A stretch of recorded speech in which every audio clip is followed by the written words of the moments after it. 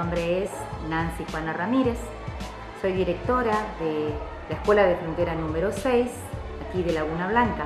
La Escuela de Frontera tiene una rica y extensa trayectoria, que es difícil resumir esos 100 años en palabras. Podría decir brevemente, ¿no es cierto?, que en sus orígenes no estuvo situada aquí, donde está actualmente, tampoco tenía esta forma. En sus orígenes estuvo ubicada cerca de lo que es hoy Gendarmería Nacional, el destacamento de Gendarmería Nacional, sección de Gendarmería Nacional de Laguna Blanca, que tenemos aquí. Cerca de ese lugar estuvo ubicado en sus orígenes. Fue una escuela que fue trasladada desde la colonia Bouvier, allá por el año 1914, por la demanda que tenían en ese entonces los inmigrantes paraguayos, sobre todo, que venían, ¿cierto?, del Paraguay a radicarse aquí y tenían muchos hijos en edad escolar.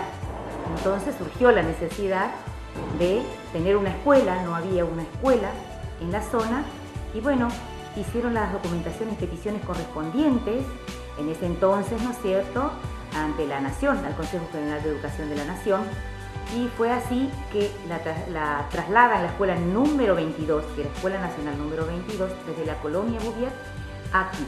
Por eso nació con el nombre de Escuela Nacional número 22. Se cierra en aquel lugar debido a que ya no tenían prácticamente matriculados alumnos. Entonces aquí era tanta la demanda que se dispone ese traslado hasta esta localidad. En ese entonces la localidad recibía el nombre de Colonia Isabelino Alfonso. No llegaba todavía la cantidad de habitantes como para ser una ciudad como es hoy, ni mucho menos un pueblo. Era una colonia. Llevaba ese nombre en honor a quien había dado las tierras, porque era un ganadero de origen paraguayo, Isabelino Alfonso, que había donado las tierras o esa porción de terreno para que pudieran ahí edificar la primera escuela, que era una escuela rancho, ¿no es cierto?, como toda aquella época, construida con paredes de adobe y techos de palma. Y tenían un director, que era el único maestro y director en sus inicios, que fue el señor Juan Bautista Dominici, que era de origen italiano, radicado aquí. Fueron viniendo personas, ¿no es cierto?, de distintos lugares, no solo del Paraguay, la mayoría eran inmigrantes paraguayos, pero venían de otras localidades. Entonces se pobló más la colonia Alfonso. Empezó a aumentar la matrícula de alumnado y ya existía la necesidad, ¿no es cierto?, de otro edificio. Se hace nuevamente el pedido, vienen los inspectores que hacen las supervisiones correspondientes y le asignan este lugar para que se pueda construir aquí una nueva escuela. Se formó la comisión cooperadora, trabajaron los pobladores en ese entonces para construir otras aulas. En ese entonces contaban con 6 aulas nada más en este mismo lugar cuando se había cambiado la escuela, que era el año 1943. Del 41 al 43 estuvieron trabajando en eso para poder construir las aulas. No era una escuela de jornada completa en ese entonces. Ahora actualmente sí tenemos una escuela de jornada completa, es una escuela de frontera. En ese entonces no. Era Escuela Nacional número 22 y era de media jornada.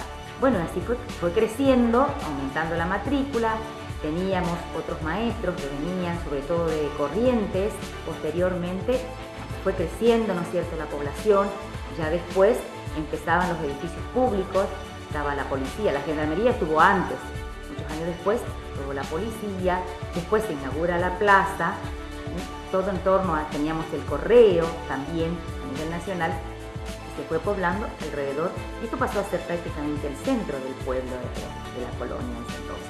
Después cambia posteriormente su nombre, porque aquí tenemos una hermosa laguna, un hermoso espejo de agua dentro del Parque Nacional Río Pilcomayo, que tenemos a unos kilómetros nada más acá, y posteriormente, ante la belleza de esa laguna, que se llama Laguna Blanca, lleva la Laguna Blanca el nombre, tomó ese nombre en base al espejo de agua que tenemos aquí cerquita en el Parque Nacional Río Pilcomayo. La gente venía a vivir acá porque se contaba ya con algún medio de transporte, ¿no es cierto? Había el señor Infran, que era el padre del gobernador, ya tenía un camión que servía de medio de transporte para la gente, y además la gente tenía muchas tierras para cultivar. La tierra era muy buena, entonces se dedicaban a la agricultura y a la ganadería. Y había un medio de transporte que era ese que podía servir de un medio más rápido, ¿no es cierto?, para la gente que podía trasladarse a Clorinda. Pero en su mayoría la gente lo hacía en carretas, con los bueyes. que acostumbraban. Mucha gente antigua del lugar que todavía viven hoy comentan las travesías que tenían que pasar, sobre todo aquí en el estero Sastro, para poder llegar hasta la ciudad de Clorinda. Tenían muchos días de viaje para poder llegar y provisionarse de cosas para tener acá, para sus alimentos, ¿no es cierto? Se empezaron a formar los primeros comercios, casas muy grandes que venían acá a instalarse. Entonces la gente buscó, se salían de los otros lugares y se venían a instalar acá. Tenían sus tierras, con las cuales trabajaban, tenían sus animales, pero ya empezaba a haber un poblado más grande con comercio y con distintas oficinas públicas que uno podía realizar otros trámites. No todos los trámites se hacían acá, por eso tenían necesidad de seguir yendo hasta Clorinda. Bueno, así posteriormente, durante la presidencia del general Juan Domingo Perón, surgen las escuelas del Plan Quinquenal y esta es una de ellas. Así es que en el año 1949 se hace entrega de esta escuela dentro del Plan Quinquenal, que conserva aún sus partes, si bien tiene unas ampliaciones, pero conserva la parte principal, que son las escuelas del Plan Quinquenal. La forma que tiene la escuela del Plan Quinquenal aún la siguen conservando. Cuando nace la escuela de frontera número 6, ¿no es cierto? Si bien según anécdotas de las personas de viejos pobladores, bueno, ya existían personas antes de 1914, justamente por eso, si nos ponemos a pensar, en 1914 para que se solicite una escuela es porque ya había una población antes. Pero no existen registros escritos, no hay algo fundamental que haya marcado, donde haya quedado registrado, de los cuales se podrían tomar datos para fundamentar el nacimiento de una población. Entonces se toman como registros históricos los registros que tenemos nosotros como libro histórico de la Escuela de Frontera, que tenemos escrito del año 1914. Ahí constan todos los antecedentes de quiénes fueron los primeros pobladores, los primeros maestros. Tenemos aún los registros, inclusive de aquellos años, quiénes fueron los primeros alumnos.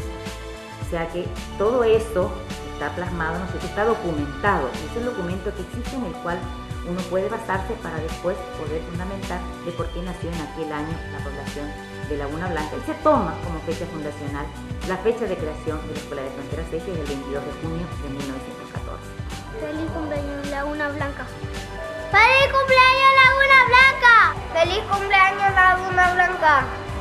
¡Feliz cumpleaños Laguna Blanca! ¡Feliz cumpleaños Laguna Blanca! ¡Feliz cumpleaños Laguna Blanca! ¡Feliz cumpleaños Laguna Blanca! ¡Feliz cumpleaños Laguna Blanca! ¡Feliz cumpleaños Laguna Blanca!